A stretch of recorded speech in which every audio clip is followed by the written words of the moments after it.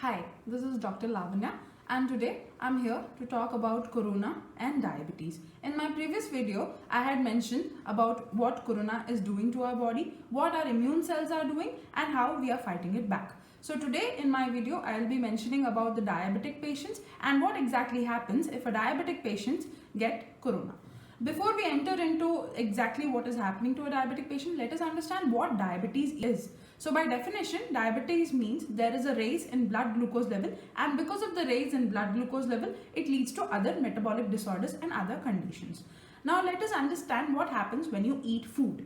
So now when food enters into your stomach, the food can be of any type. It can be protein, it can be carbohydrates, it can be fat, it can be anything. So basically any kind of food is broken down into smaller particles. Now when we come to carbohydrates, now this carbohydrate is broken down into something called as glucose. Now when you eat the food which is rich in carbohydrates and it is broken down into glucose, there is a small organ which is present just below the stomach and behind the stomach. It is also called as pancreas.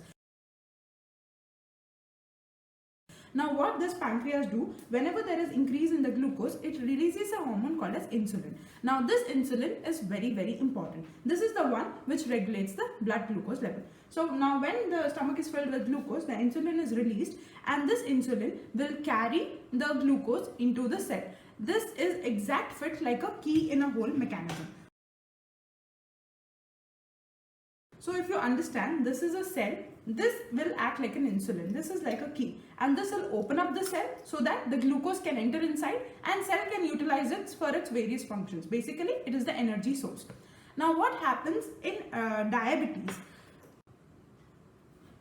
Normally, our body functions really well when the blood glucose level is maintained at a normal level, which is done by the liver, the pancreas, the insulin and the glucose.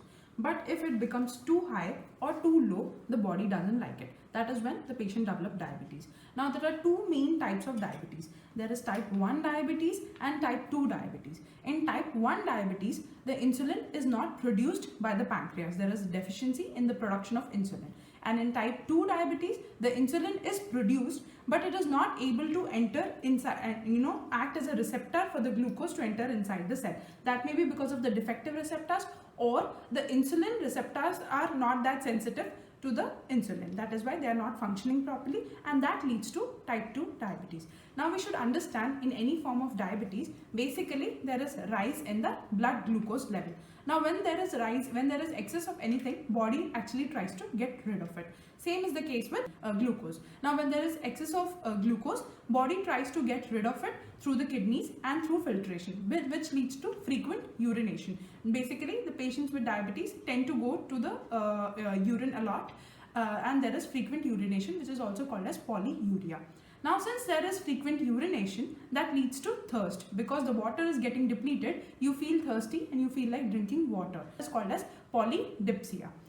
Since there is glucose in the blood, but this glucose is not able to enter inside the cells. So cells keep on sending stress signal that we need glucose, but the glucose is not entering.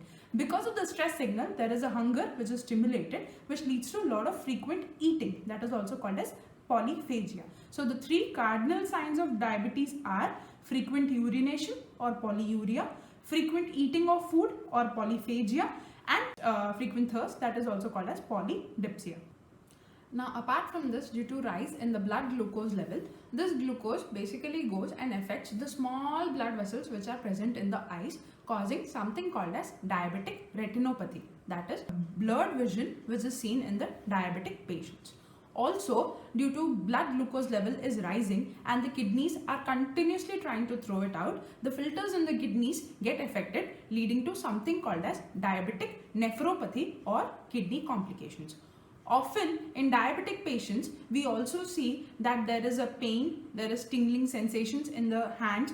Often they cannot feel their legs, there is numbness in the legs. This all is because of diabetic neuropathy or the nerve complications. Sometimes you might have observed or correlated with your grandparents saying that there is an injury to the foot and they should take care of the foot and so on. So this is a common complication which is seen in the diabetic patient. What happens is the foot tends to get injured, and since the pain sensitivity in diabetic patients decreases, they do not notice it that much. So diabetic patients should be extremely careful and they should provide proper foot care. Now apart from all these things, also there will be teeth which will get affected. Basically, because of diabetes, there is loosening of the gums, which can lead to mobile teeth. Also, there will be persistent bad breath.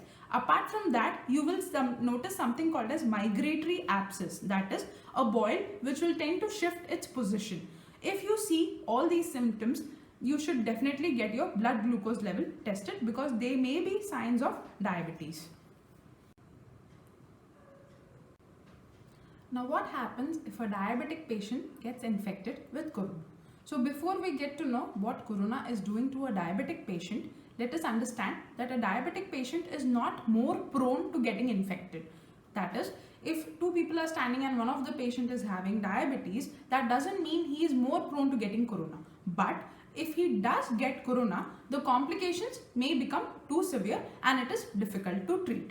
Having said that, let us know what happens if a diabetic patient gets coronavirus. Now, we learned that there is something called as beta cells in the pancreas which produce the insulin.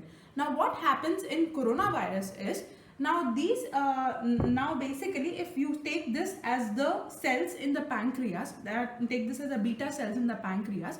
Now because of increased blood glucose level, the ACE2 receptors in the beta cells of the pancreas are increased. Because of the increased expression of ACE2 receptors in the beta cells of the pancreas, the virus basically goes inside the beta cells of the pancreas and destroys it. That is, the insulin production by the pancreas is hampered because the virus is entering inside and destroying the beta cells of pancreas, mainly due to the increase in the receptors of the cells. That is why if a person with diabetes, if he does not have a controlled sugar, because of the increase in blood sugar, his beta cells, his cells which are basically producing the insulin, will get destroyed, leading to a reduction in the amount of the hormone insulin, which is helping him to reduce his glucose, thereby increasing the glucose further, and it is a vicious cycle which takes place. So it is very, very important for a diabetic patient to control his blood sugar level. Apart from that, there is a second thing which is happening inside the body. Now, since the cells are not getting adequate amount of glucose when they require, they send stress signals, because of which the body tends to remove the fats. Now, these fats get depleted and lead to increase in fatty acid accumulation inside the body. Now, this fatty acids, the body will basically tend to use the fats so as to drive the hunger of the cells. Now, these fatty acids will also go and get accumulated in the various the blood vessels of the body, basically leading to something called as atherosclerosis. Now, this atherosclerosis is very common in a diabetic patient. This is mainly due to the fats being deposited in the blood vessels. Also, the glucose which is high in the amount in the blood also gets deposited in the lumen of the blood vessel, basically making the lumen narrower. Now, this is very important in the defense mechanism of our body and why the immune cells are not working properly. So, these were the first two things, that is the destruction of the pancreatic cells leading to decreased insulin production, thereby leading to more increase in the blood glucose level. Secondarily, there is a decrease in the perfusion, that is the blood cells are not able to pass through the lumen of the blood vessel, thereby leading to slow healing and delayed perfusion of the cells. Now, apart from this, what happens is, basically whenever there is infection, the cells called as neutrophils come into the line of defense and they try to engulf the bacteria. Now, in normal conditions, these neutrophils will identify the bacteria, roll around and come towards the bacteria and try to engulf it or eat it. This is called as phagocytosis, that is chemotaxis followed by phagocytosis.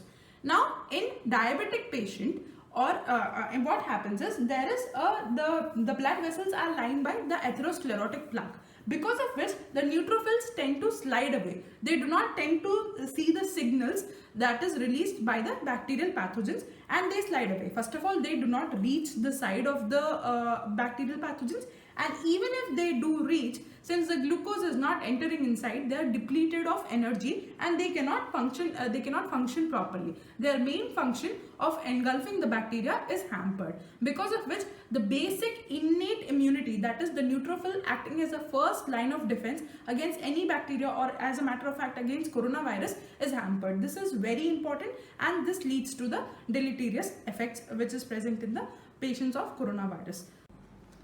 And also, as in my last video, I had mentioned about cytokine storm, that is the immune cells are calling the other immune cells by releasing certain chemical signals at the site of infection, so that they all can work together so as to kill the virus. But this cytokine storm looks really constructive, but what happens is the immune cells do not only kill the viruses, but they also tend to destroy the healthy cells, thereby leading to more damage. And this cytokine storm is more pronounced in a diabetic patient than in a normal patient. And in a recent study, it was shown that vitamin D is very effective towards preventing this cytokine storm. Also, it protects the tight junctions of our respiratory system. That is, it does not allow, it reduces the effect of the coronavirus on our respiratory tract. And this vitamin D is present, it is also called as sunlight vitamin. Basically, exposure to sunlight helps in the conversion of the vitamin D, but since due to lockdown we are not getting enough of it, we can get it from food sources such as mushrooms, which are rich in it. Apart from that, milk, yogurt, eggs and egg yolk, fishes, etc. So the take home message in all this is, for a diabetic patient, if you are having diabetes, please monitor your blood glucose level regularly. Apart from that, follow all the safety instructions, that is maintain safe distance if you go outside, stock up your medication, and also wash your hands thoroughly. It is very, very important to maintain a healthy diet which is rich in vitamins, minerals, proteins, and also it is very important to exercise so as to maintain a healthy lifestyle and to avoid obesity. Thank you.